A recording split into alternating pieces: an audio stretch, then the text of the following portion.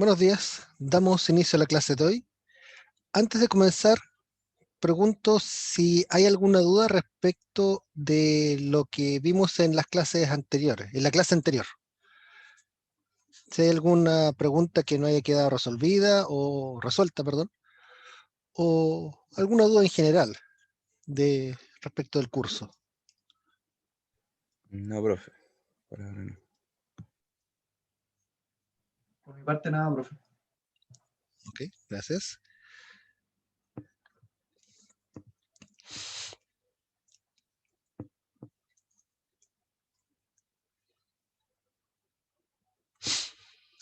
Entonces, damos inicio a nuestra clase de hoy.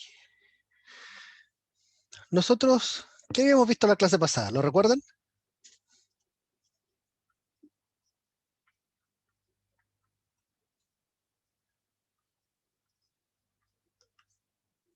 Leyes de Newton.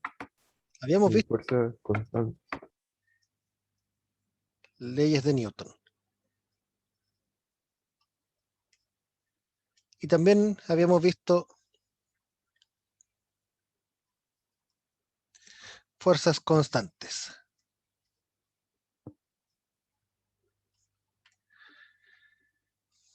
Las leyes de Newton les recuerdo que eran tres. La primera de ellas era el principio de inercia.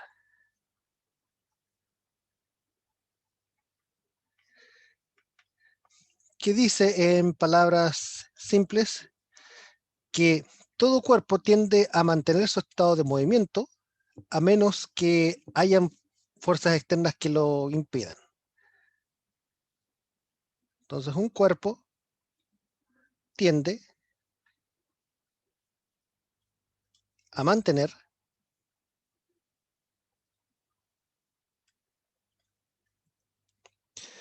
su estado de movimiento.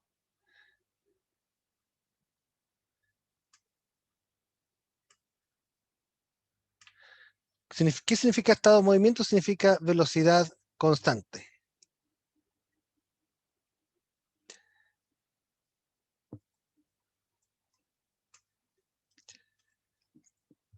A menos que hayan fuerzas que lo impidan.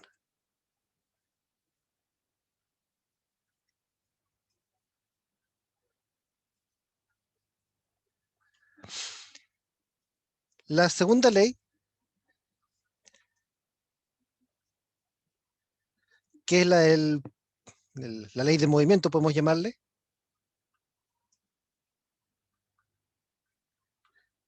es lo que nosotros comúnmente conocemos como sumatoria de fuerzas es igual a masa por aceleración. Y la tercera ley es la de llamada acción y reacción, que básicamente nos dice que si hay dos cuerpos ejerciendo fuerzas uno sobre el otro, si hay una fuerza ejercida por el cuerpo 1 sobre el 2, entonces necesariamente existe una fuerza de igual módulo y dirección, pero sentido opuesto, ejercida por el cuerpo 2 sobre el cuerpo 1. Y nosotros vimos aquí también de que la fuerza peso y la fuerza normal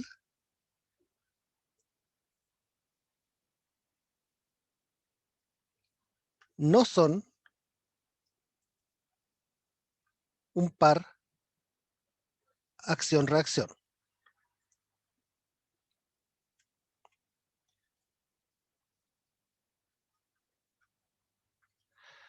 Porque les recuerdo que en un par acción-reacción, las fuerzas tienen que actuar sobre objetos del mismo par.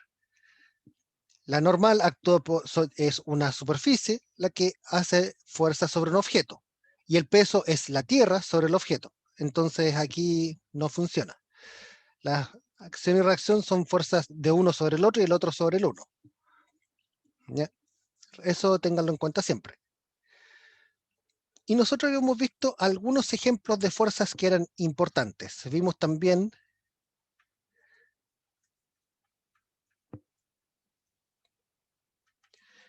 la fuerza peso, que es igual a M por G.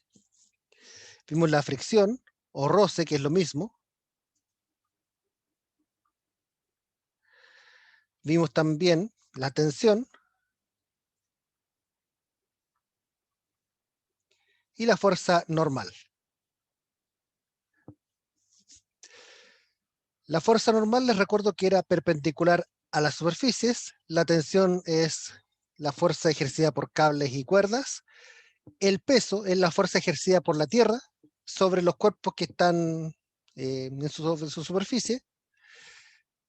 Y la fricción, les recuerdo que también es una fuerza de contacto entre dos superficies que se opone al deslizamiento. Y habíamos visto que en la fricción habían dos tipos, la estática y la cinética.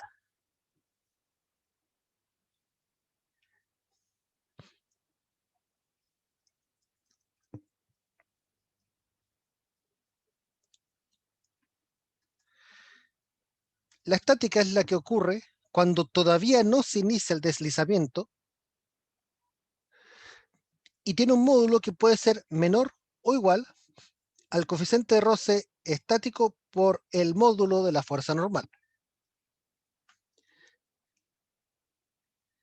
Y en el caso de la cinética, la fuerza de roce cinético, esa sí es igual al coeficiente de roce cinético por el módulo de la fuerza normal.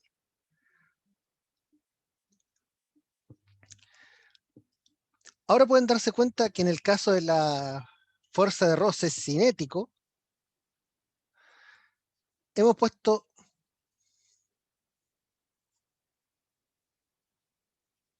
esto, pero no hemos puesto flechitas. Si yo a esto le colocase flechas, ¿estaría correcto? ¿Sí o no?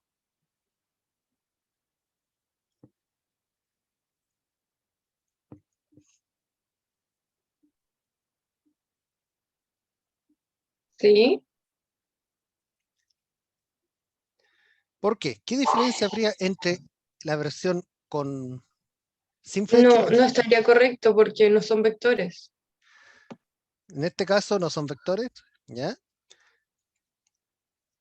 ¿Qué tendría que ocurrir para que sean ambos lados iguales? Tendría que ser iguales no solamente en módulo, sino que en otra cosa más. Dirección y sentido. Dirección y sentido. Exactamente. Es por eso que esto no es correcto, porque resulta de que las fuerzas sí son vectores, pero aquí la igualdad no es de vectores. Entonces, esta igualdad no ocurre a nivel de vectores, que es un poco lo que decía su compañera. Porque resulta de que tienen el mismo módulo al lado izquierdo y al lado derecho, pero las direcciones son diferentes. La normal apunta perpendicular a una superficie, mientras que el roce apunta paralelo a una superficie. ¿Ya? Entonces, por eso que no van las flechitas en este caso. ¿Ya? Por eso que la igualdad aquí solamente opera a nivel de los módulos. ¿Ya? Y eso es lo que nosotros habíamos visto en la clase anterior. ¿Alguna duda que haya quedado hasta ahora? ¿Que haya quedado sin resolver de la clase anterior o de esto? No, yo no. Así No, es. profe. No. Bueno, si tienen dudas igual después recuerden que pueden ocupar el foro y el correo electrónico o momentos durante la clase para preguntar. Eso es lo que habíamos visto antes nosotros, pero pueden ver que en general nosotros aquí habíamos visto fuerzas que son constantes en general, salvo el roce estático, que el roce estático va aumentando poco a poco a medida que le vamos exigiendo más. Pero el peso, la fricción cinética, la tensión de una cuerda y la fuerza normal, en general son fuerzas casi siempre constantes. Entonces lo que vamos a ver hoy es el caso de fuerzas variables. Eso es lo que vamos a comenzar a ver hoy.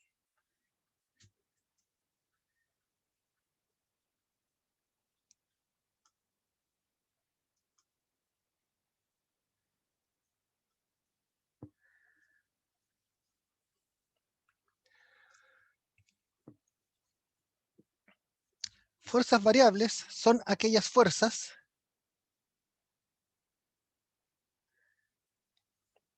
que exhiben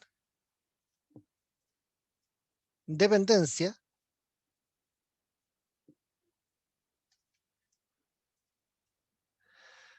sobre algún parámetro o variable, que puede ser el tiempo, la posición o la velocidad. Esas son las fuerzas variables. Ahora, las fuerzas variables en general, uno pensaría que son como la excepción a la regla, pero en realidad son muy frecuentes en la naturaleza. Gran parte de las fuerzas de la naturaleza son fuerzas que dependen de la posición, por ejemplo. La fuerza gravitacional, las fuerzas eléctricas, las fuerzas magnéticas, fuerzas a nivel atómico, son todas dependientes de la posición. El roce, digamos, de un material que se mueve a través de un fluido, vamos a ver que depende de la velocidad.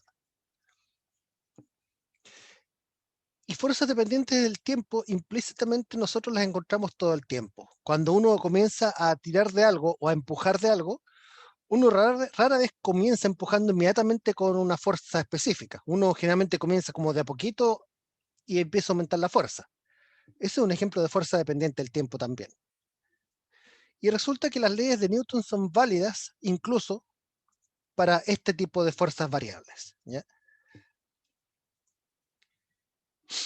Entonces empezamos con las fuerzas que son dependientes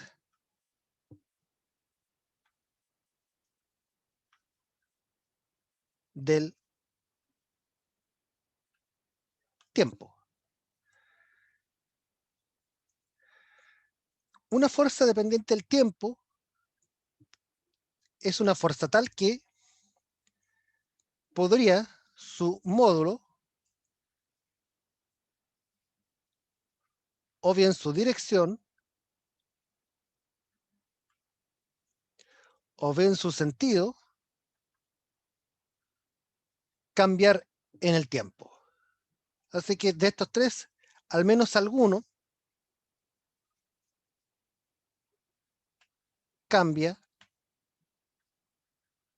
en el tiempo.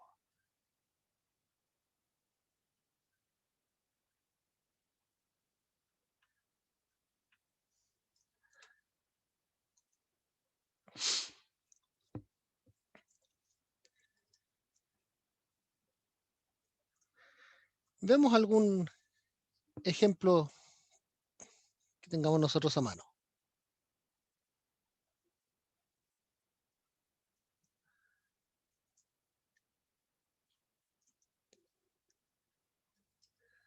Aquí bueno, en la guía justo no hay ejemplos de fuerzas dependientes del tiempo, lo único que está ya está resuelto. Pero vamos a crear un ejemplo aquí.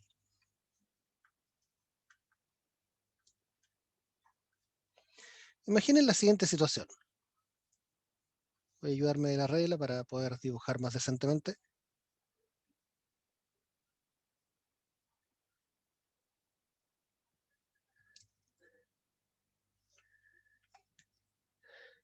Imaginen que ustedes tienen aquí una caja de masa M. Vamos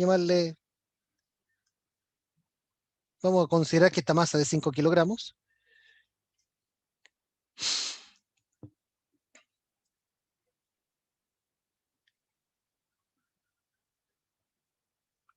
Y alguien está ejerciendo una fuerza sobre esta caja.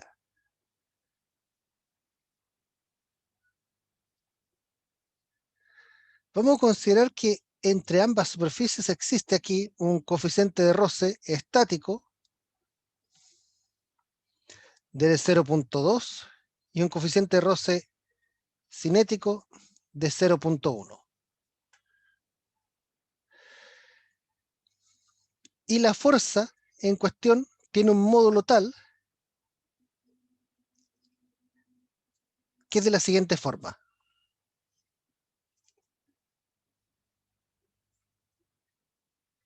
4t². es una fuerza que comienza despacito, pero después comienza a aumentar muy rápidamente, donde el tiempo está en segundos.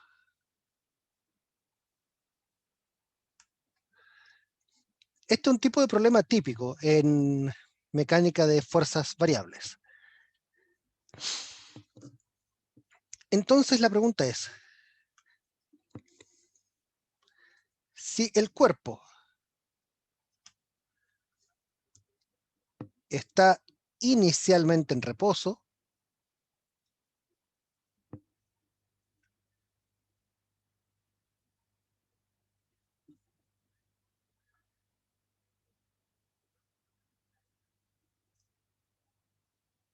¿cuándo comienza a moverse?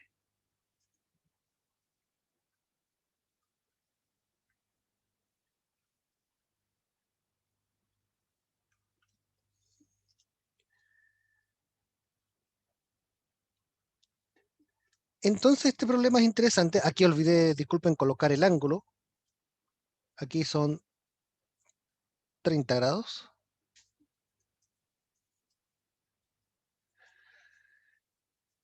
Es un problema interesante porque aquí hay una sola fuerza que depende explícitamente del tiempo, que es esta fuerza externa.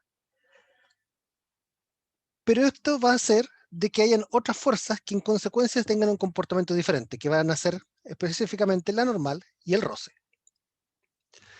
Entonces, ¿cómo resolvemos este problema? Primera cosa, con cualquier ejercicio donde hayan fuerzas, que yo les recomiendo es que hagan el diagrama de cuerpo libre.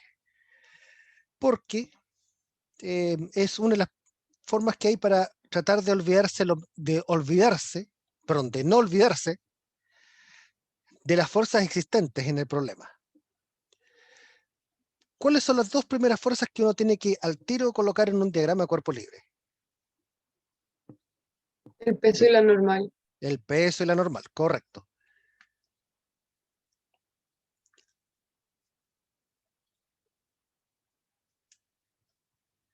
MG es una,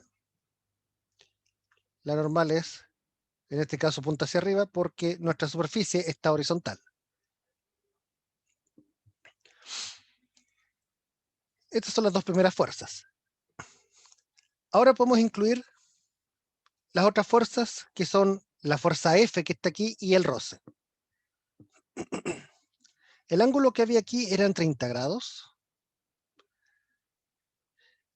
Ahora, en el caso de un diagrama de cuerpo libre, independientemente de si el cuerpo está siendo empujado o tirado, ustedes siempre van a colocar sus flechitas partiendo desde el centro, desde donde hemos idealizado que se encuentra la partícula, y siguiendo la dirección de la fuerza. Entonces, en este caso, vamos a considerar que la fuerza F comienza desde aquí y avanza en esa dirección.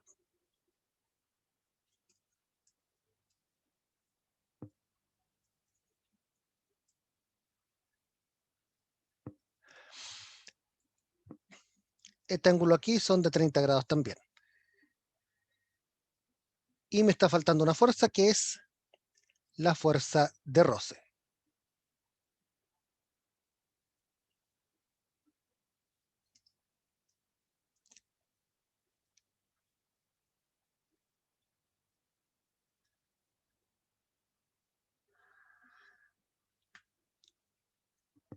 Entonces ahí comenzamos con la primera parte, que era colocar las fuerzas en el diagrama.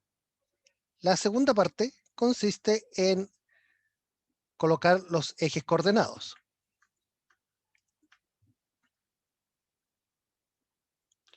Entonces aquí vamos a colocar un sistema de ejes coordenados. El eje X y el eje Y.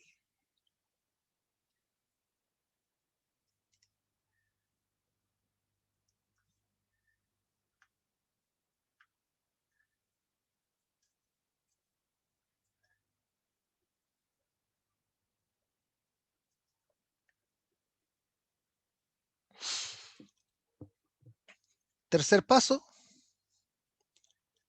ecuaciones de movimiento. Veamos qué ocurre en el caso del eje X. En el eje X tenemos una componente de la fuerza F, de la fuerza externa que dependía del tiempo. En particular, esa componente es aquella, vamos a aquí escribir sumatoria de fuerzas en el eje X, es aquella que está relacionada con el cateto adyacente a los 30 grados. Por lo tanto, va a ser F de t por coseno de 30 grados. En dirección opuesta nos encontramos con la fuerza de roce. Da lo mismo si ponemos fuerza de roce primero, como en negativo. ¿Sí? Ustedes podrían haber puesto esto, por ejemplo. Y da igual. Ya.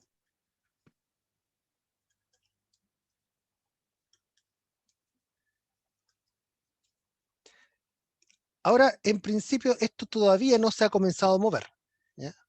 Así que tenemos aceleración nula. Y en el eje Y, ¿qué fuerzas tenemos? Tenemos la normal en sentido positivo, el peso en sentido negativo, y tenemos también una componente de esta fuerza F.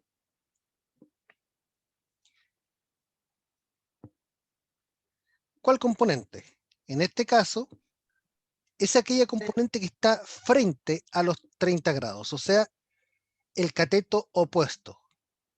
¿Qué función trigonométrica contiene el cateto opuesto? Seno. Seno de 30 grados.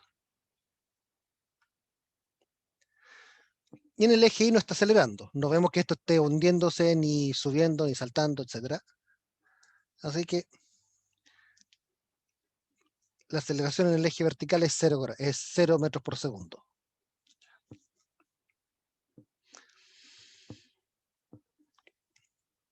Entonces ahora tenemos que analizar el caso crítico, porque aquí nos dicen cuándo comienza a moverse. Entonces, en el instante en que el roce estático está siendo vencido, y es solamente en ese caso, la fuerza de roce estático, entonces ahí pasa a ser exactamente igual al coeficiente de roce estático por la fuerza normal. Solamente en ese caso. Recuerden que cuando el roce estático está comenzando, está ya perdiendo la batalla y va a comenzar a deslizarse el cuerpo.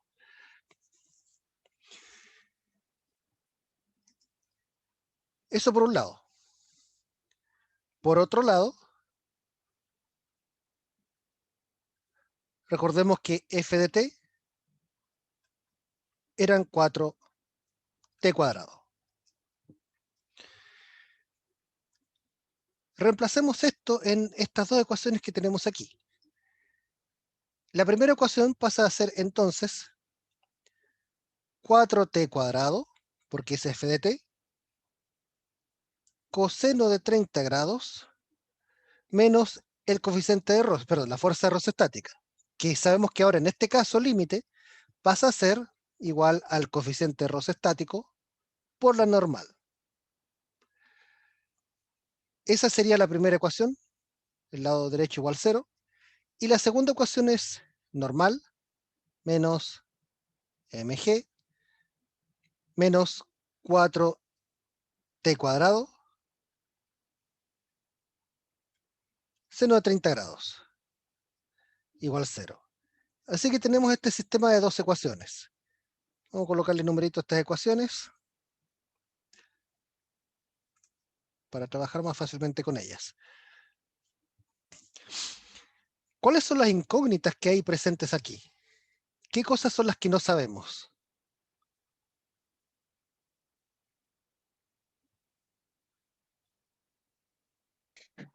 T.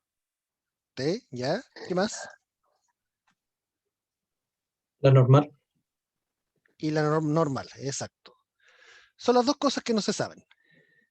La masa se sabe, G es 9.8 metros por segundo al cuadrado, así que son las dos incógnitas. El tiempo en el cual ocurre esta situación, el tiempo en el cual justo comienza a quebrarse el roce estático, perdón, y la normal en ese momento. Entonces tenemos aquí que hacer el cálculo.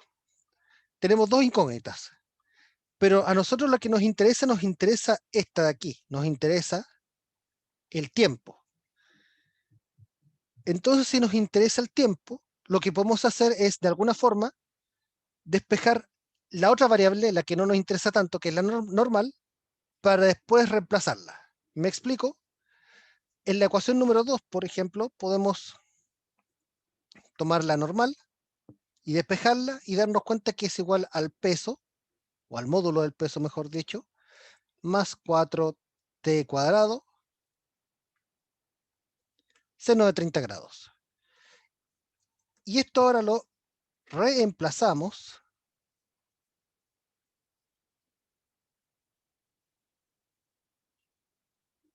en la primera ecuación.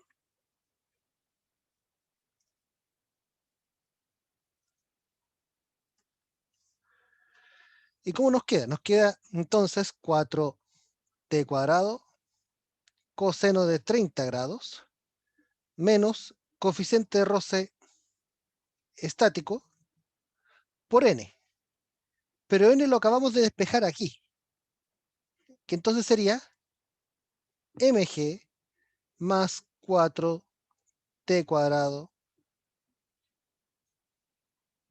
seno de 30 grados. Y eso igual 0. Despejemos el tiempo. Entonces esto nos queda 4t cuadrado coseno de 30 grados menos mu sub s mg menos 4t cuadrado mu sub s seno de 30 grados. 0. Todo lo que no tiene tiempo, vamos a mandarlo para el otro lado, que sería solamente este término que tiene mu sub s m por g. Y al lado izquierdo van a sobrevivir el primer término y el último. ¿Qué tendría que hacer yo para poder despejar el tiempo ahí, el t? Factorizar, ¿por qué? Factorizar, exactamente. Aquí ustedes pueden factorizar inmediatamente por 4t cuadrado o factorizar por t cuadrado solamente. Cualquiera de las dos, da igual. Si ustedes factorizan por t cuadrado, les queda 4 coseno de 30 grados menos 4 mu sub s seno de 30 grados. Y ahora todo esto que está aquí multiplicando el t cuadrado lo pasan dividiendo y después sacan raíz. Profe, ¿Sí? ¿por qué sería 4 coseno de 30 menos 4 mu? Ah, Porque, ¿de dónde salió ese 4? el que está aquí. Lo que pasa es que estoy sacando solamente el t cuadrado. No saqué el 4 en este caso. Ah, ok. Por eso.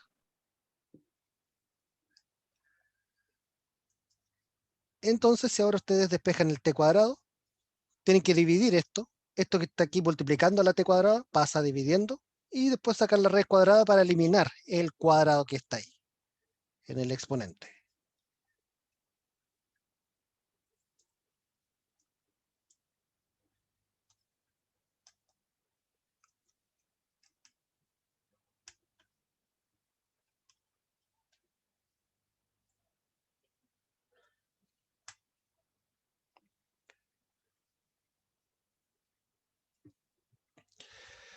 Veamos cuánto es que da esto.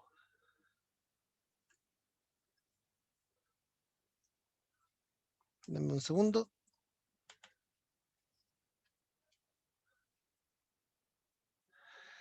Entonces aquí vamos a recurrir a nuestra calculadora.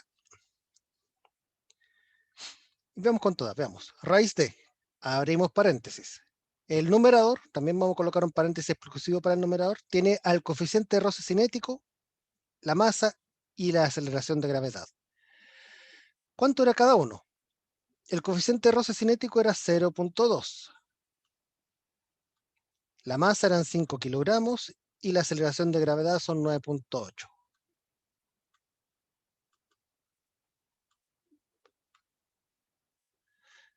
Dividido por 4 coseno de 30 grados. Recuerden que su calculadora tiene que estar en radianes para esto. Perdón, en grados en este caso, que para eso es la letra D que aparece en esta región de la calculadora, menos 4 por 0.2 por seno de 30 grados. Cerramos el paréntesis del denominador, cerramos el paréntesis de la raíz, y esto nos da 1.79 segundos. Así que la solución es que a los 1.79 segundos comienza el deslizamiento.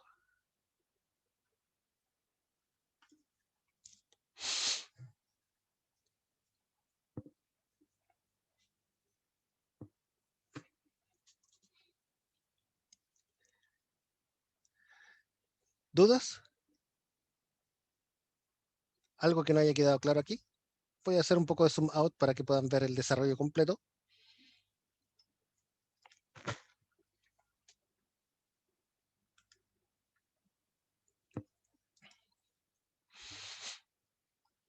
Ups, sorry, demasiado zoom out. ¿Alguna duda, algo que no haya quedado claro del desarrollo, ya sea de la física o de la matemática envuelta aquí?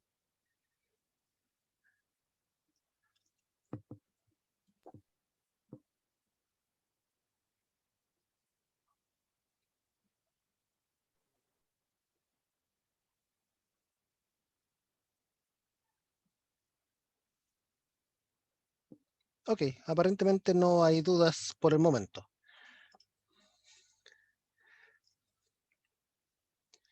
Aquí vamos a colocar ahora un enunciado B a esta situación.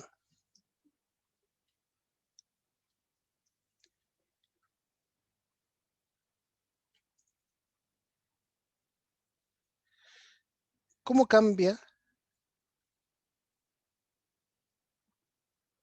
la respuesta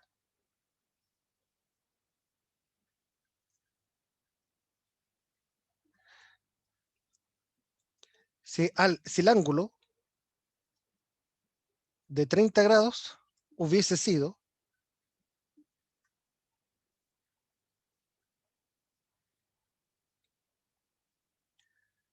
80 grados?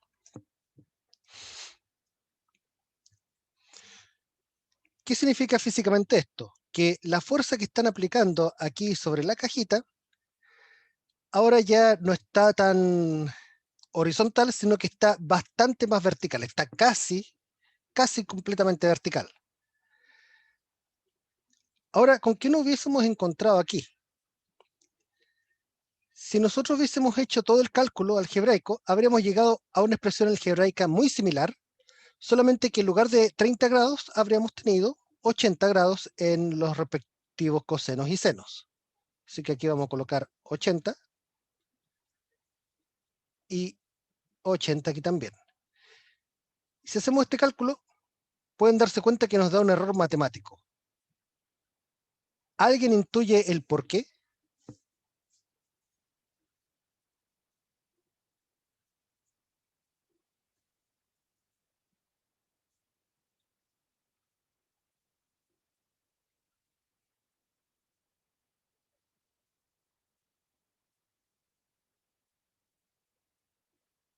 Puede quedar negativo debajo de la raíz.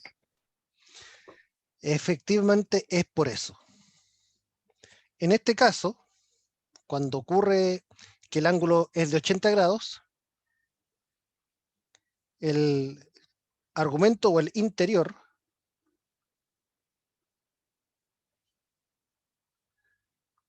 de la raíz cuadrada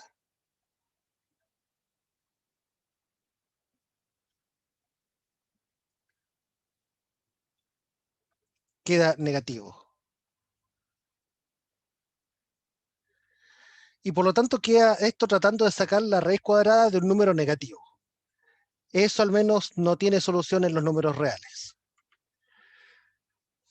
Ahora, ¿qué nos dice esto físicamente? Tratemos de interpretar esta situación. ¿Qué nos dice el hecho de que entonces no haya solución en los reales?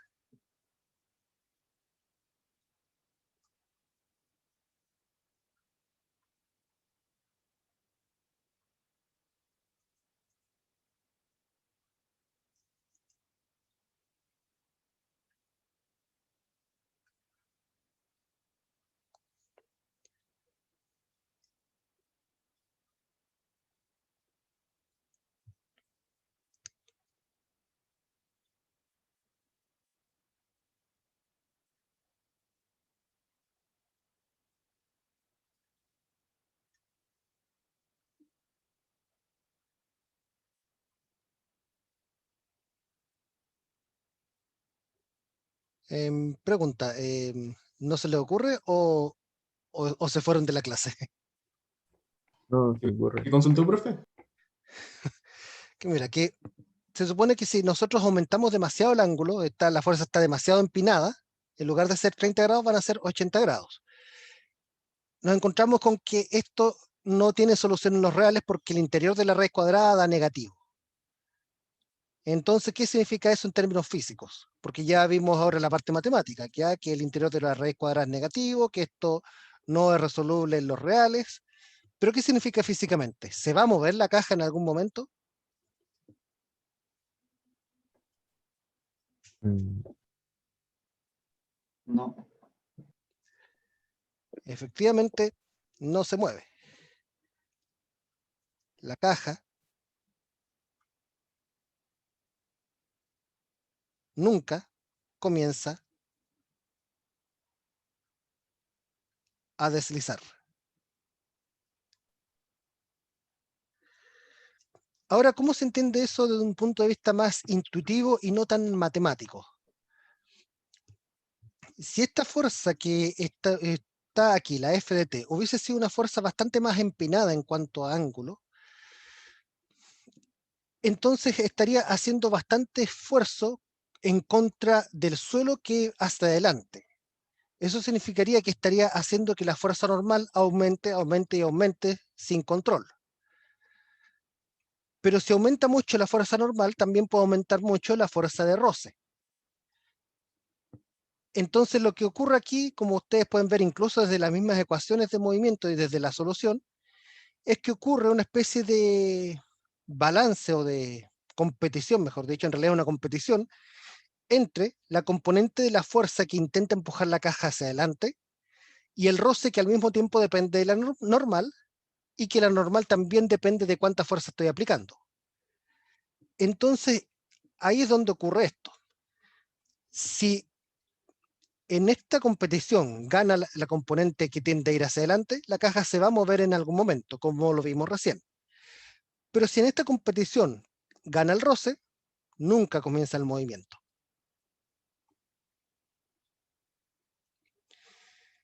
Entonces, estos son ejemplos de fuerzas que dependen del tiempo.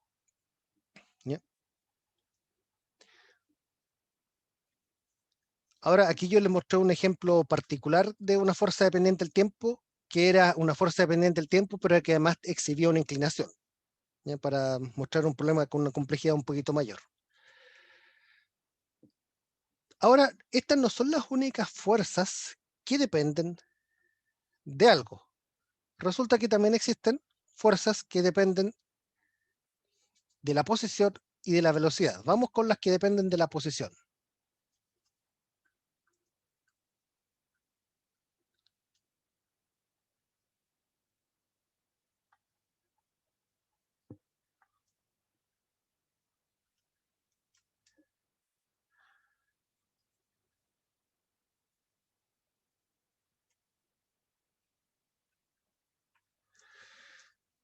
fuerzas dependientes de la posición son todas aquellas fuerzas que, como su nombre lo dice, al final depende todo de qué tan lejos o cerca estamos de algo o de dónde estamos. Me imagino que aquí todos ustedes alguna vez han jugado con algún imán y se habrán dado cuenta de que la fuerza con la que un imán tira de un clip, por ejemplo, o de un clavo, es nula prácticamente si es que el imán está lejos. Empieza a ser un poquito mayor, digamos, cuando el imán ya se acerca un poco, y ya es bastante mayor cuando el imán está muy cerca de su objeto metálico. Ese es un ejemplo de una fuerza dependiente de la posición. Las fuerzas magnéticas.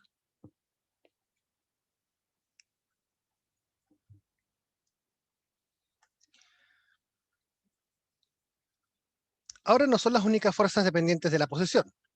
Resulta que también las fuerzas eléctricas exhiben el mismo comportamiento.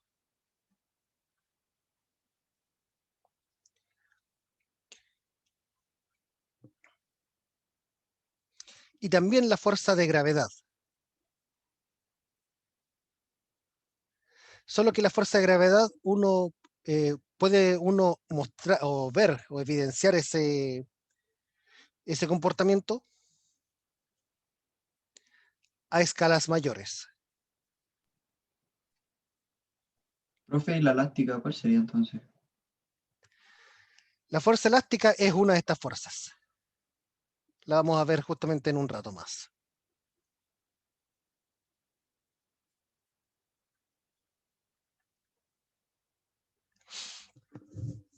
Ahora, ¿a qué me refiero con que la fuerza de gravedad depende de la posición, pero a escalas mayores?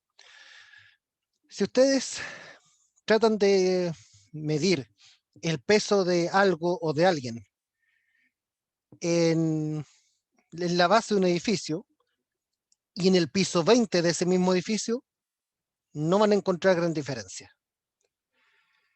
Pero si ustedes en lugar de eso comparan con el peso en la base de un edificio a nivel del mar y el peso de uno en el Monte Everest, por ejemplo, ahí sí van a encontrar diferencia. A eso me refiero con escalas mayores, escalas de distancias mucho mayores. Y más todavía a escalas de tipo astronómico. Ahí sí se nota bastante más que la fuerza de gravedad depende de la posición.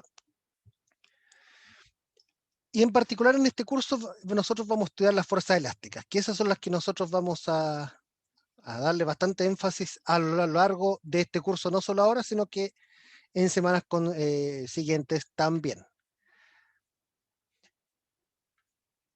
Estas son las fuerzas a las que nosotros más énfasis les vamos a dar.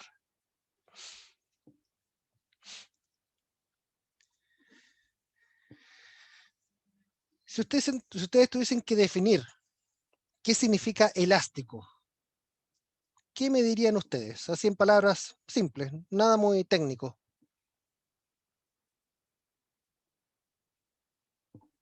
Que varía su longitud. ¿Ya? Que varía su longitud. Esa es una de las condiciones. ¿Qué más? Y que es capaz de volver a su estado original. Que es capaz de volver a su estado original. Bien. No sé si alguien quiere aportar con alguna otra más.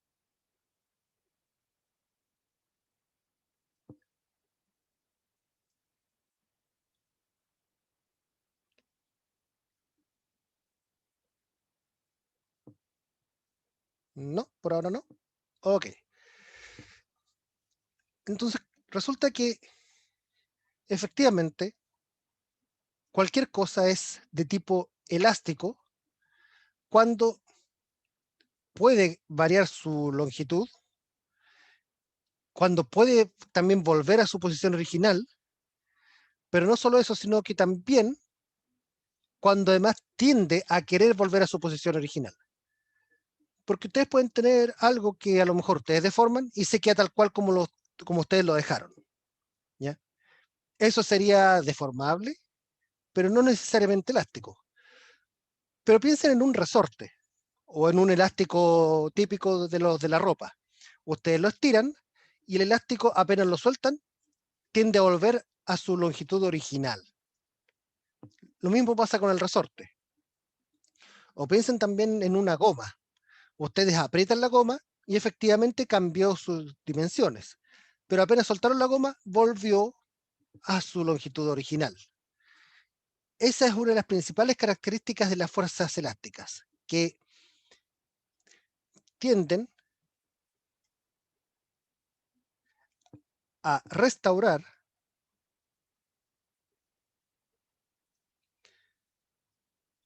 posiciones y longitudes originales.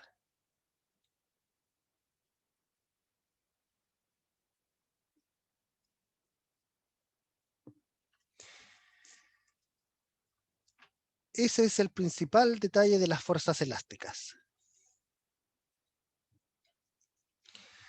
Ahora, el hecho de que tienda a restaurar las posiciones y longitudes originales significa que estas fuerzas elásticas se oponen a la deformación.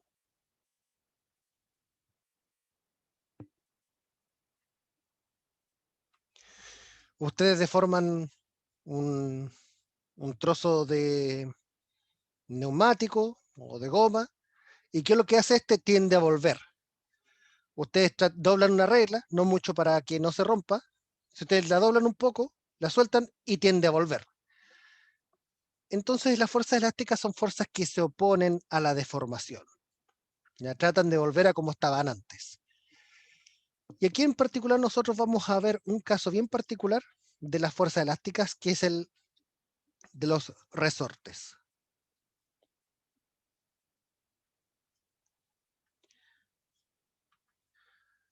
Todos conocemos los resortes.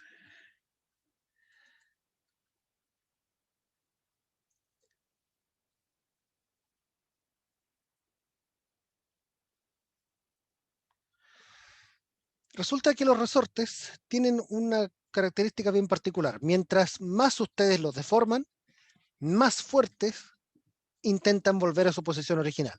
Ustedes contraen un resorte un poquito, el resorte va a empujar de vuelta, pero con poquita fuerza. Pero si ustedes contraen mucho un resorte, el resorte va a empujar aún más fuerte, intentando volver a su largo original. Entonces resulta que la fuerza que ejerce un resorte, vamos a llamarle F sub L de elástico, puede expresarse matemáticamente como una constante, que es la llamada constante de Hooke, o constante de rigidez del resorte, o constante de elasticidad, tiene varios nombres,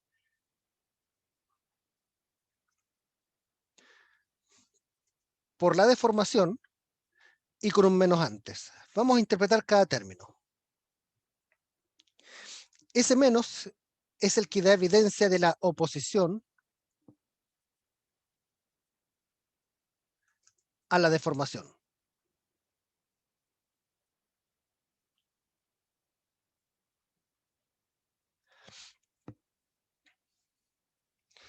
La constante K que está aquí es algo que se llama constante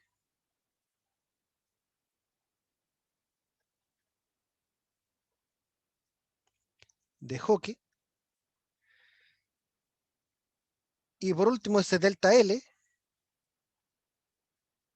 es la deformación.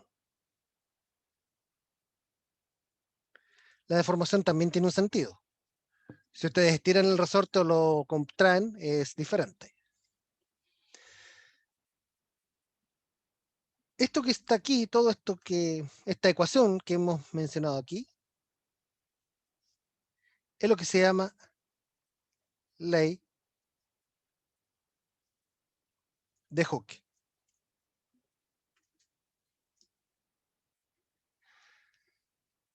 Ahora la ley de Hooke tiene su letra chica. Aquí dentro de ustedes, quienes han jugado con resortes, ¿han hecho la prueba de estirar en demasía un resorte, estirarlo demasiado? ¿qué ocurre? Sí. Luego ya no vuelve al estado original. Ya no vuelve al estado original. Si ustedes toman un resorte y ya lo estiran demasiado, es como que se vence el resorte y ya no vuelve a su estado original. Entonces, esta ley de Hooke es válida siempre que la deformación no sea tan grande, o sea, esté dentro de los límites que le permitan al resorte volver a su estado original. ¿Ya? Tampoco hay que irse al chancho con esto. ¿Ya? Entonces, así es como funciona la ley de Hooke. Funciona dentro de los límites en el cual todavía el resorte no queda permanentemente deformado. ¿Ya? Y algo que uno también lo puede ver, por ejemplo, con el elástico del cuello de una polera, por ejemplo, también, si es estirado demasiadas veces, también empieza a perder su flexibilidad, etc. ¿Ya? Ahora, este es un consejo práctico, algo que les va a servir al momento de hacer ejercicios.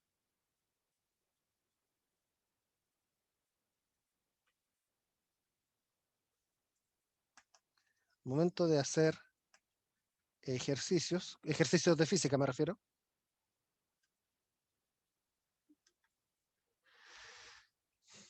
Al momento de hacer ejercicios, primera cosa, olvidemos el signo menos.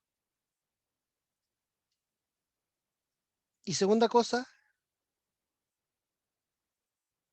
colocar los signos, entre comillas, a mano. ¿A qué me refiero yo con a mano? Me refiero a colocar los signos de la misma forma como hemos venido haciéndolo hasta ahora. ¿Ya? Planteamos el sistema de coordenadas y viendo si acaso una fuerza apunta hacia el sentido positivo o el negativo del eje, ahí es donde nosotros colocamos el signo. ¿Ya? Porque resulta que para poder trabajar esto con el signo menos, con los vectores, hay que ser muy cuidadoso cómo uno define los vectores.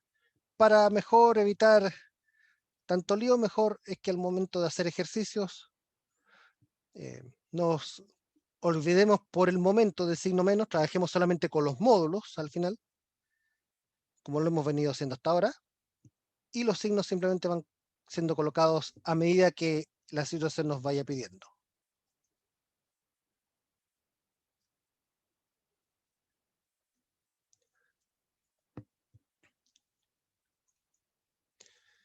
Veamos aquí un problema. Voy a mostrarles el problema número 3 que tenemos en nuestra guía. Dicho sea de paso, recuerden que ustedes pueden hacer más problemas además de los que están en la guía. Está el libro de Survey, siempre colocamos los capítulos a ustedes para que ustedes los puedan estudiar. Pero también en el campus virtual hay una parte indicada donde ustedes pueden acceder al libro de Sierra Szymanski, ¿ya? Eso para que ustedes puedan ver más ejercicios, ¿ya? No se queden solamente con los ejercicios que les mostramos nosotros. ¿Qué dice este problema número 3? Dice, sobre un plano inclinado se ubica un bloque con una masa de 2 kilogramos, que es este que está aquí, suspendido en reposo por un resorte con constante elástica de 25 newtons por metro. La inclinación del plano inclinado son 30 grados y determine la elongación del resorte si entre el bloque y la superficie inclinada no existe roce, y si es que existe roce entre el bloque y la superficie inclinada, de tal forma que se genere una fuerza de roce estático de 3 newtons. Vamos con la parte A de este problema. Antes de comenzar, algo que no haya quedado claro de lo que hemos visto hasta ahora, cualquier cosa.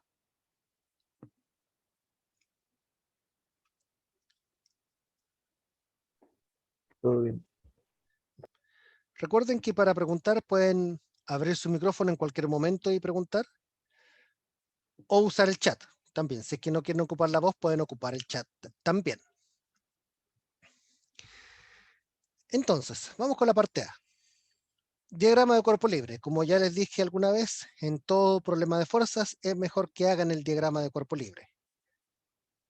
Primera fuerza en cuestión que está metida aquí es la fuerza peso. ¿Qué otra fuerza tengo que incluir?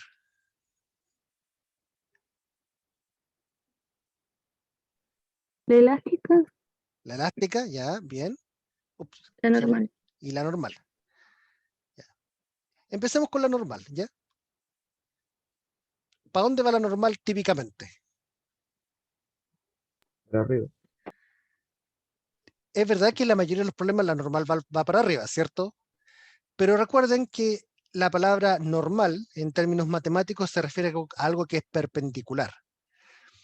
Si este plano inclinado aquí tiene 30 grados, la fuerza normal en este caso apunta perpendicular al plano inclinado. O sea, la normal en este caso apunta para allá, formando un ángulo de 90 grados con el plano. ¿Ya? Si el plano inclinado tiene un ángulo de 30 grados ahí, con respecto al horizontal, la normal va a tener un ángulo de 60 grados respecto de la horizontal.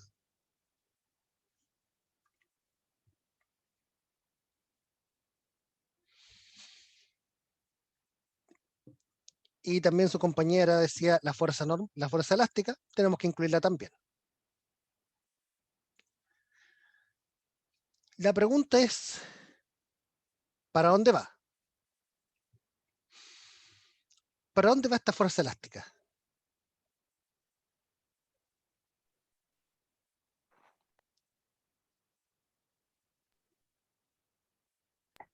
Para arriba. Va para arriba. Hay un dato clave aquí también. Determina la elongación del resorte. O sea, nos están diciendo que este resorte se está estirando. Elongar es estirar. ¿Ya? Entonces, si el resorte se está estirando, es porque estamos haciendo que su largo final sea mayor que su largo inicial. ¿Qué es lo que va a tratar de hacer el resorte? Va a tratar de volver. Así que la fuerza que ejerce el resorte va a ir en esa dirección. Voy a cambiar el color, sí. En esa dirección va la fuerza elástica.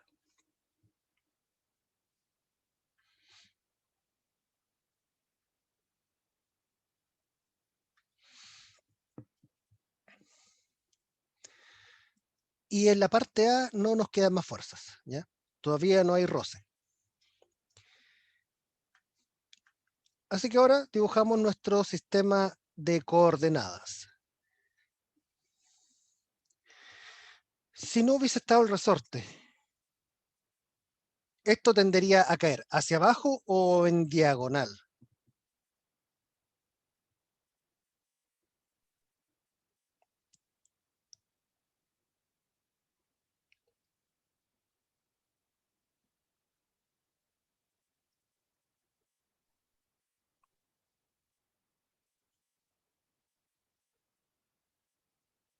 ¿Qué hubiera pasado si, por ejemplo, yo tomo un alicate y corto el resorte?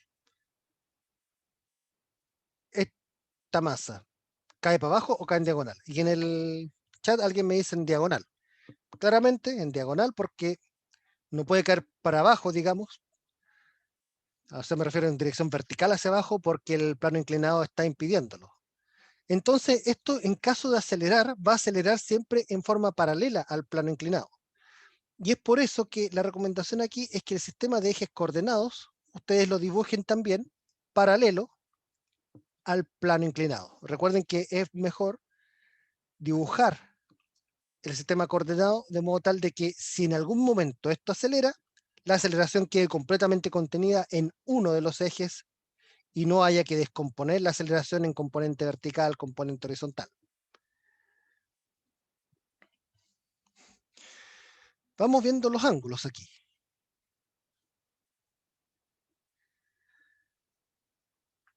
Aquí hay 30 grados. Y ese mismo ángulo es el que está aquí.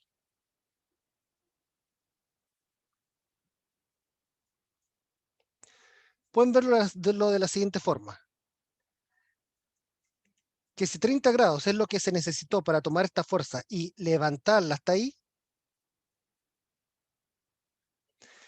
al levantar esa fuerza para allá, el sistema de coordenadas también se mueve en esa misma dirección la misma cantidad de grados. Por eso son 30 grados también. Analicemos entonces ahora las ecuaciones de movimiento.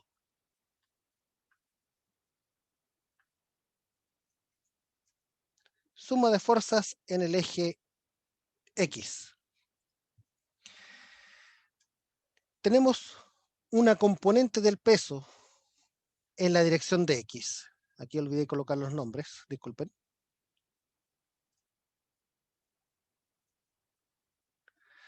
¿Cuál componente del peso es la que va a lo largo del eje X? Recuerden que siempre que trabajemos con vectores, la flecha va a ser la hipotenusa. Coseno de 30. Va a ser algo con 30, sí. Ahora, fíjense bien. Disculpen, no escuché bien. ¿Coseno o seno? Era seno. Seno. Seno, ya. Efectivamente, tiene que ser seno.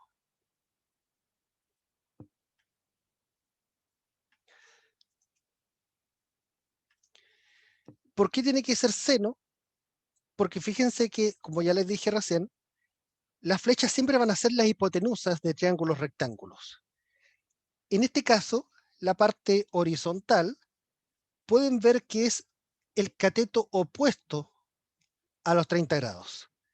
Los catetos opuestos son los que están relacionados con la función seno. Ok, ahora vamos con la fuerza elástica. Y esto nos dicen que está en equilibrio, 0.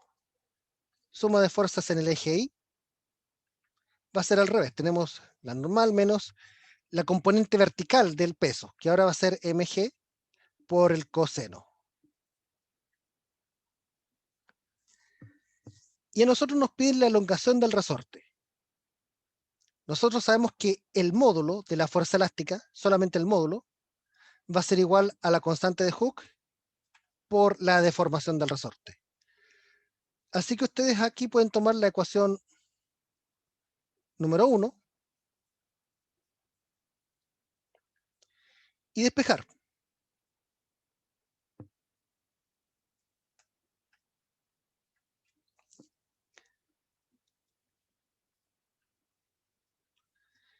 ¿Qué es lo que despejamos? Despejamos la deformación, que es lo que nos están pidiendo a nosotros.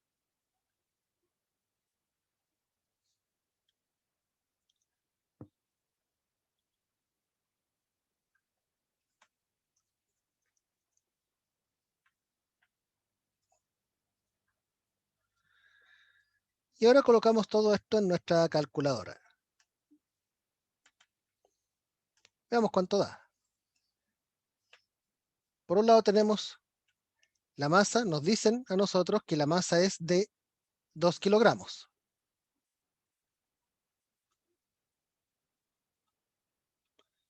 .8 es el valor de la aceleración de gravedad. Ustedes aquí ya están grandes, ya no pueden usar que G vale 10. G tiene que ser 9.8. Seno de 30 grados. Esto dividido por la constante de Hooke, que me dicen a mí que son 25 newtons por metro. Y aquí tenemos entonces un valor de 0.39 metros. O 39 centímetros, que es lo mismo. Y así es como se resuelve la primera parte de este problema. Ahora vamos con la segunda parte, que es un poco similar. Hay tres fuerzas que van a estar presentes de la misma forma como estaban antes, que son el peso,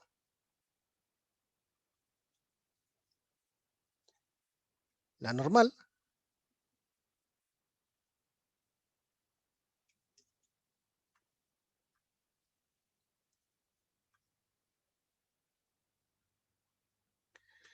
y la fuerza elástica.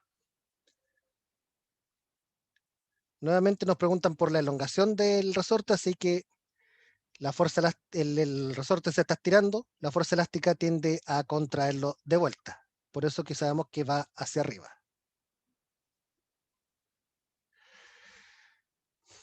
Tenemos que agregar algo adicional. ¿Qué es lo adicional que habría que entrar a agregar? La fuerza de roce.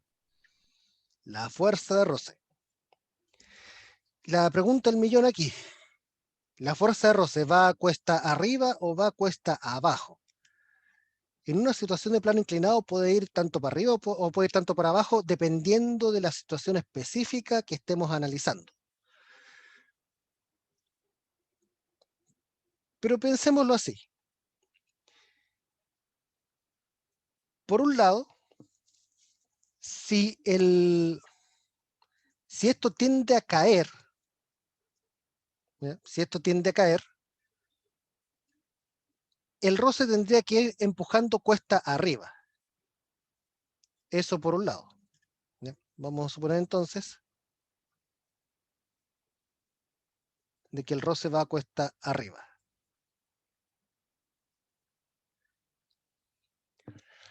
Si esto en cambio, si el tirón del resorte fuese tan fuerte, ya que estuviese tratando de subir, ahí el roce iría para el otro lado. Pero en este caso estamos suponiendo que aún el resorte no está tirando tan fuerte como para iniciar el movimiento, sino que en realidad el resorte aquí estamos suponiendo que su única acción por el momento es impedir que la caja caiga. Entonces, ¿en qué nos cambia esto? A nosotros de hecho nos dicen el roce estático, no nos dicen el número exacto, 3 newtons. Entonces, si ustedes nuevamente aplican aquí un eje coordenado, vamos a colocar el mismo eje coordenado, el mismo eje X aquí.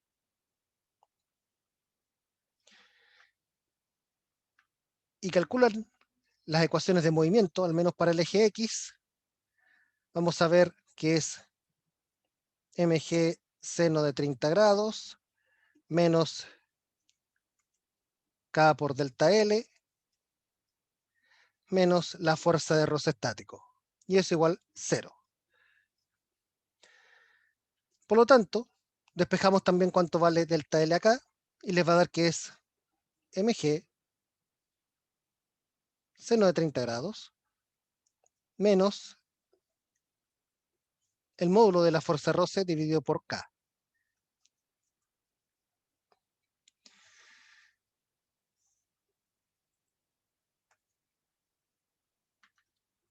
Ahora a nosotros nos dicen en el mismo enunciado este dato importante. Se genera una fuerza de roce estático de 3 newtons. Así que ni siquiera tenemos que entrar a calcularla, tenemos que apenas colocarla aquí.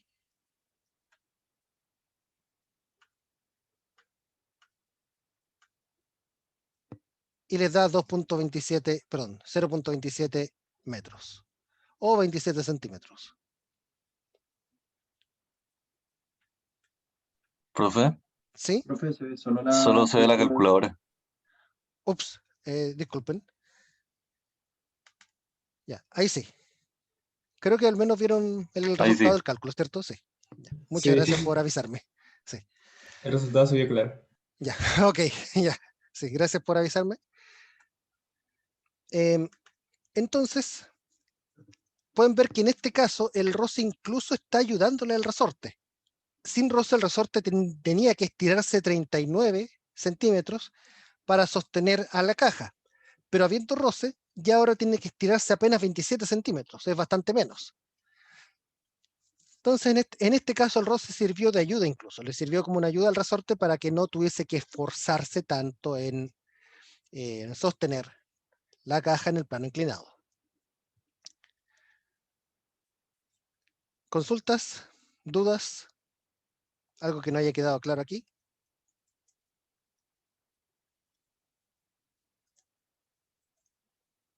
No, profe. Oh, claro, profe. Ok, gracias. Recuerden que pueden ocupar el chat o la voz para preguntar en cualquier momento, ¿ya? Ahora, de preferencia ocupen la voz, porque hay veces que la ventana del chat se me esconde y no la veo, ¿ya? Mientras que la voz no se esconde.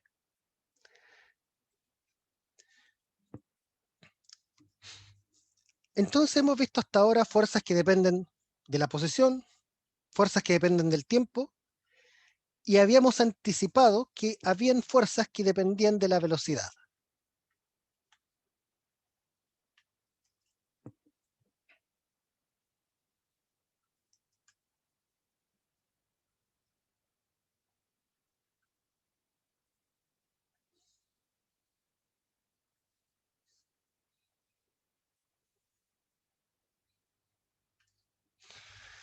Una fuerza dependiente de la velocidad, como su nombre lo dice, depende no de dónde está, no de qué hora es, sino que depende de cuán rápido va. Y en principio también podría depender de hacia dónde va. Ustedes cuando están en una piscina, si ustedes mueven las manos suavemente, van a sentir que el agua ejerce una cierta resistencia al movimiento de sus manos. Pero ¿qué pasa si ustedes mueven rápidamente las manos, estando en el agua?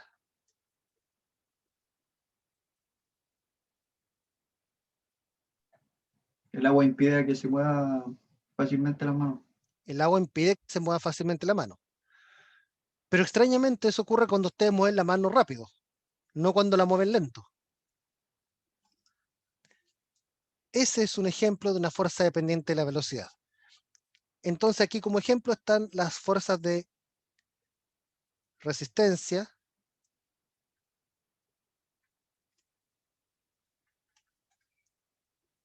opuesta por un fluido.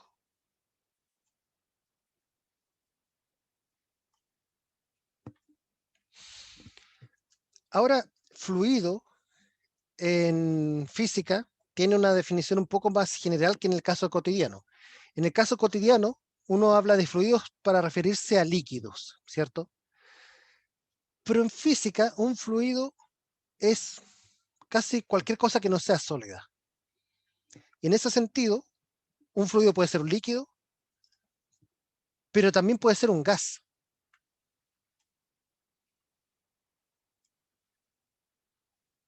Los líquidos son fluidos, pero los gases también son fluidos. Es mucho más fácil describir un gas usando las ecuaciones de la mecánica de fluidos que de la mecánica de sólidos. E incluso también los plasmas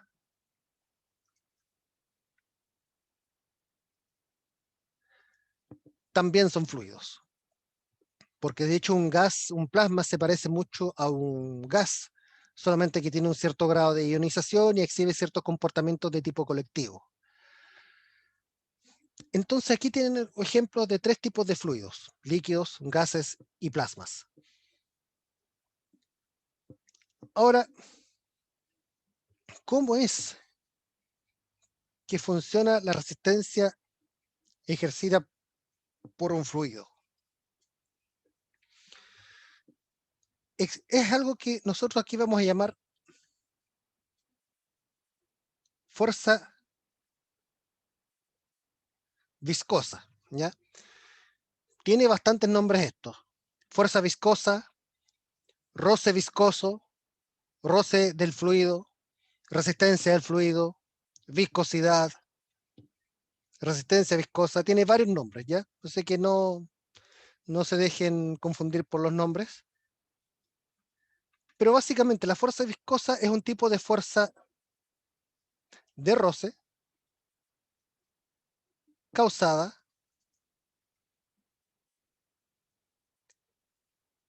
por fluidos.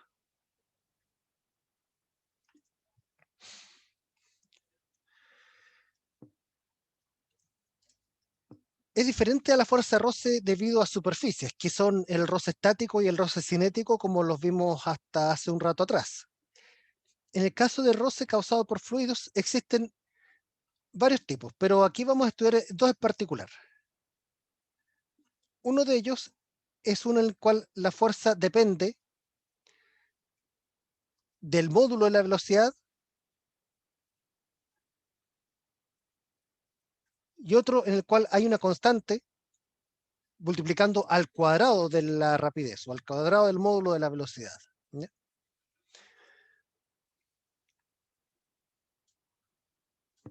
Aquí fíjense que le estoy hablando yo de módulos. ¿Ya? Estas constantes B y C no tienen nombre específico, también el símbolo cambia de repente de un libro para otro.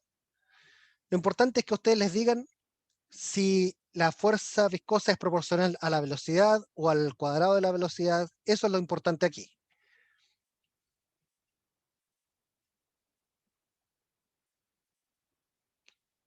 ¿En qué dirección y sentido ocurre esto?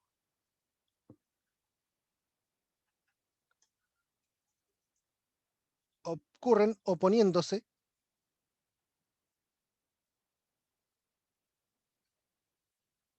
al movimiento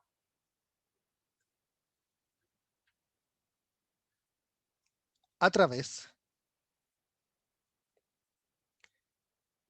del fluido.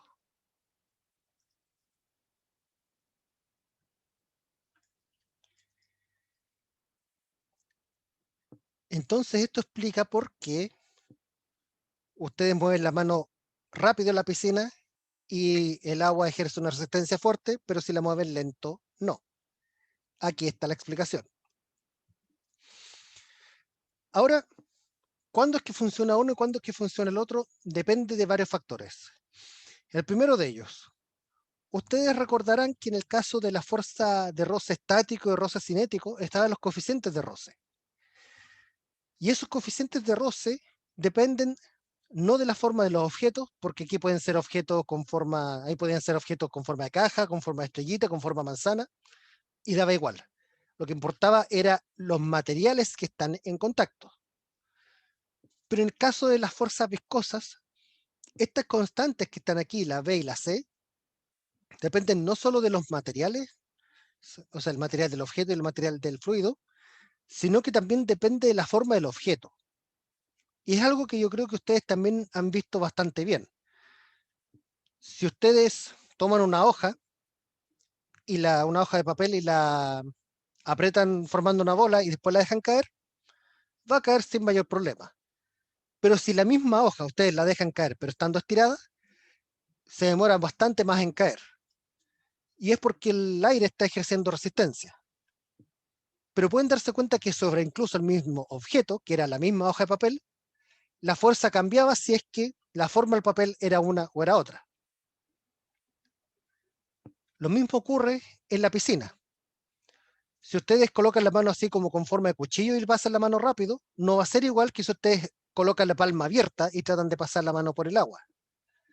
Son comportamientos diferentes. Entonces, estas constantes dependen de varios de esos factores. Dependen de la forma, dependen de los materiales, dependen de varios otros factores. ¿Sí?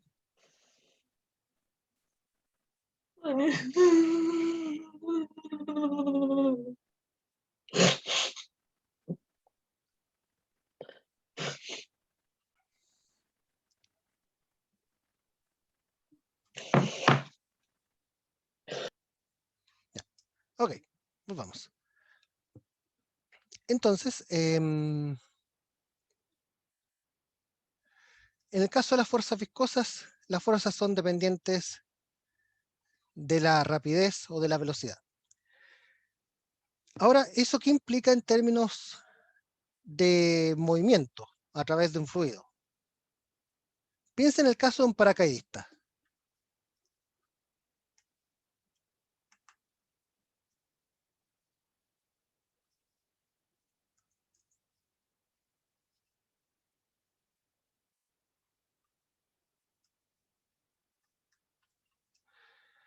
En el caso de un paracaidista, por ejemplo, se lanza del avión y comienza su movimiento a velocidad inicial 0.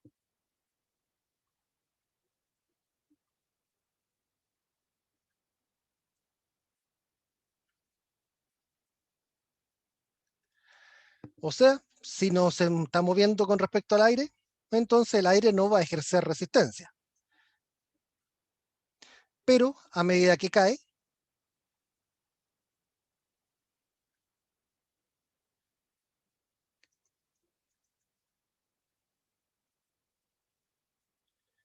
aumenta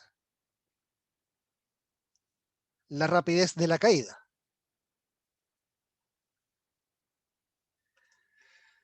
Pero si aumenta la rapidez de la caída, entonces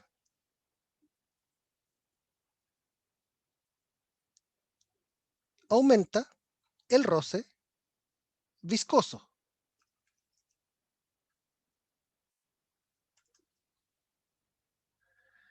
Eso significa que por un lado está la gravedad tirando al paracaidista hacia abajo, pero por otro lado está el roce viscoso frenándolo hacia arriba.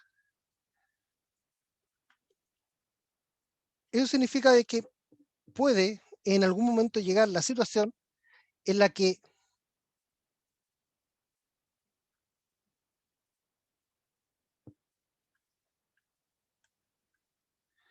el roce viscoso se equilibra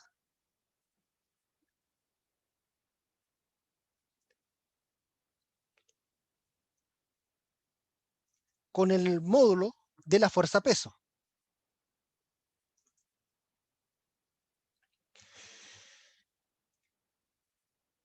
Cuando llegue ese momento en el cual el roce se equilibra con el peso, hemos llegado a lo que se llama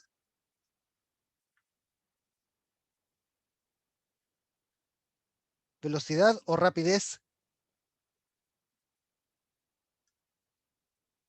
terminal, ¿ya? O también se le llama rapidez límite, ¿ya?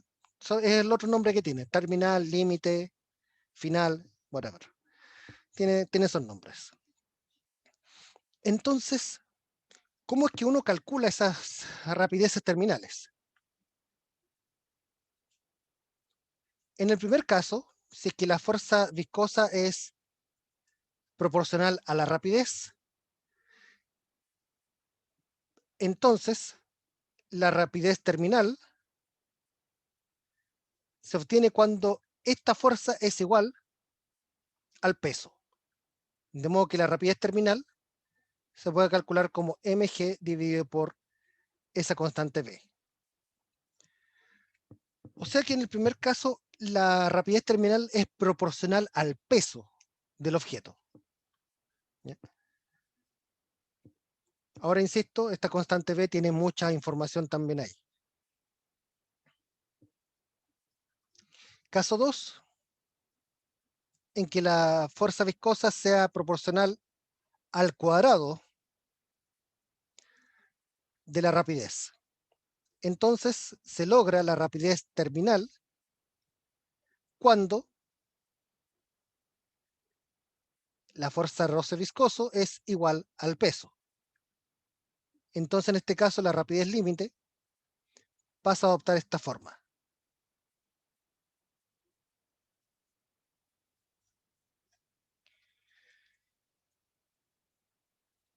Ahora, pueden haber fuerzas viscosas que dependan en realidad en lugar de v o de v cuadrado, dependan por ejemplo de v al cubo, puede ocurrir. Pero el mismo problema les va a decir a ustedes en el enunciado, que la fuerza depende, es proporcional a la velocidad, o a la velocidad al cubo, o a la velocidad a la quinta. El mismo problema les va a decir a ustedes, ¿ya? Aquí yo les estoy mostrando en el fondo la metodología para verlo, ¿ya? Así es como se calculan velocidades terminales, o velocidades límites. ¿Dudas hasta ahora? ¿Consultas?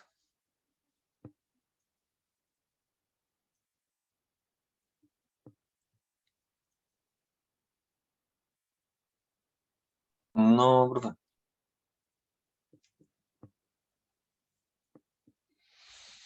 Bueno, ya estamos cerca del final ya.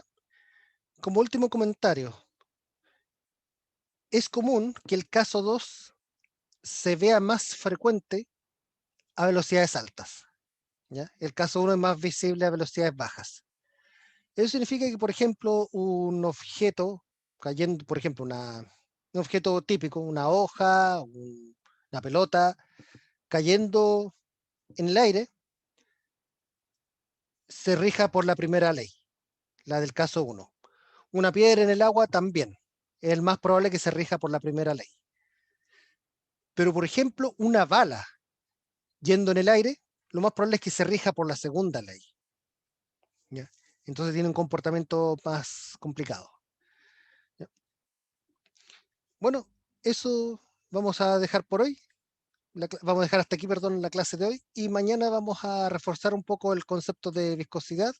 Vamos a hacer un par de ejemplos y comenzamos a introducir lo que es cinemática.